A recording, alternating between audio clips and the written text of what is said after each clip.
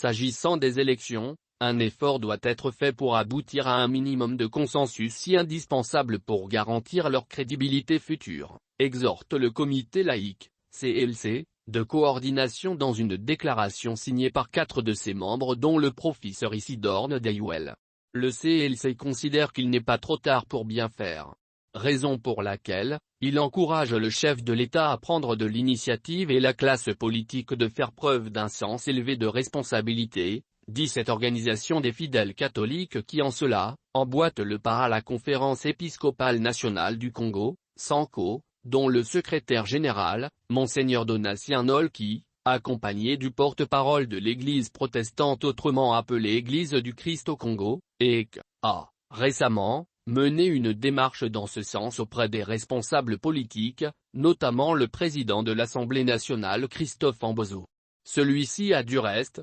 opposé une fin de non-recevoir à toute discussion sur les réformes institutionnelles hors Parlement, lors de la plénière de ce lundi 2 mai, au cours de laquelle la proposition de loi électorale, dit loi Lokondo a justement été jugée recevable. Il n'est plus question de débattre de cette question dans la rue. Le consensus, c'est ici au sein de l'Assemblée nationale, a-t-il lancé après avoir laissé une fenêtre ouverte sur des discussions, entre majorité et opposition, relatives aux dispositions de la loi qui requièrent un consensus. Voilà qui a le don d'énerver le CLC qui lâche que la politique du passage en force et celle des positions extrêmes érigées en droit de veto, ont atteint leurs limites. L'une et l'autre position, ne peuvent avoir pour conséquence, que de fragiliser d'avance, la prochaine législature, alors que la RDC a besoin, plus que jamais d'un pouvoir vertébré ayant pour base une légitimité absolue, souligne-t-il. Comme à l'accoutumée, le CLC rappelle que sa vigilance demeure en éveil et qu'il ne se dérobera pas de sa responsabilité en cas de besoin pour protéger l'intérêt général, préviennent les laïcs catholiques qui menacent donc de battre le pavé au cas le rappel n'était pas entendu.